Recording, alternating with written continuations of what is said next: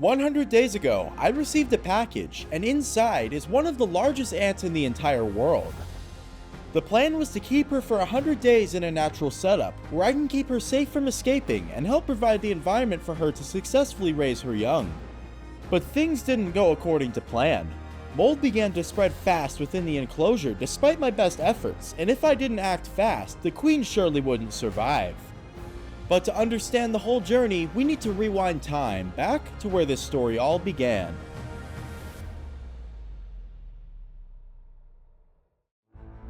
On day 1, the package arrived, and my heart was racing.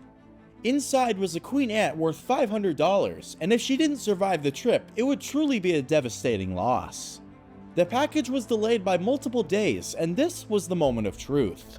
And so, with my fingers crossed, I carefully opened the box to reveal a vial inside. When I opened the cap of the vial, I could barely make out a small head inside of the tube. This was great news, but I still wasn't sure if the queen was in good health, and I knew that I had to make a proper home before I could get a closer look. Here in front of me are the materials that I will be using for this build. This Tupperware container will work perfectly to replicate the queen's natural environment, and the first step was to drill holes in the top of the container using a small drill bit to provide better ventilation. These holes are pretty big compared to most ant species, and they could easily fit through them, but since this species is over an inch long and way bigger than the average ant, I don't have to worry about them escaping. The next step was to add a good amount of reptile soil into the container. This will help to provide proper humidity levels and act as a substrate for the queen to dig into, which will also help replicate her environment in the wild. I then added a small branch into the container that has multiple small crevices within it, which are perfect for if the queen chooses to use them to construct her home, which is the original plan. To finish off this build, I then added some moss around the ecosystem to further hold humidity and also add some life into this queen's new home. And after adding some water to the ecosystem and a few final touches, our queen's new home was finally complete and ready for its new inhabitants. And now, with the vial in front of me, it was finally time to add this queen to her enclosure. I had to make sure that the queen was alright and hadn't sustained any injuries during transit, so I carefully pulled out the piece of cardboard wrapped inside and I placed it in the enclosure. And that's when I finally saw her. This queen was absolutely massive, and she looked stunning with her yellow legs and vibrant orange coloration.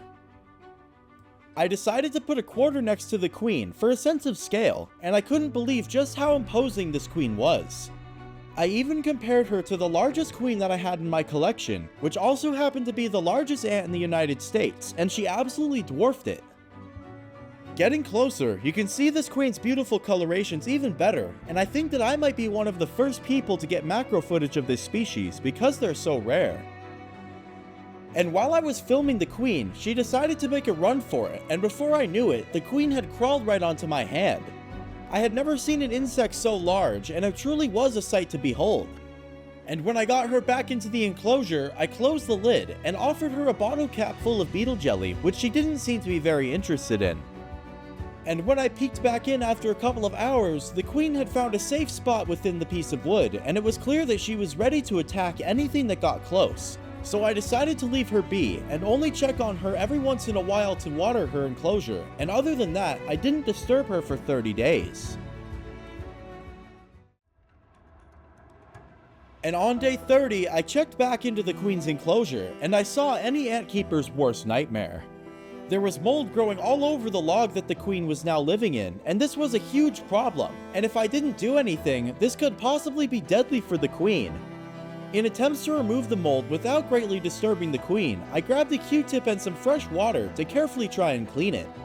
And after a few minutes, I managed to get most of the mold out, and then I lightly rehydrated the soil.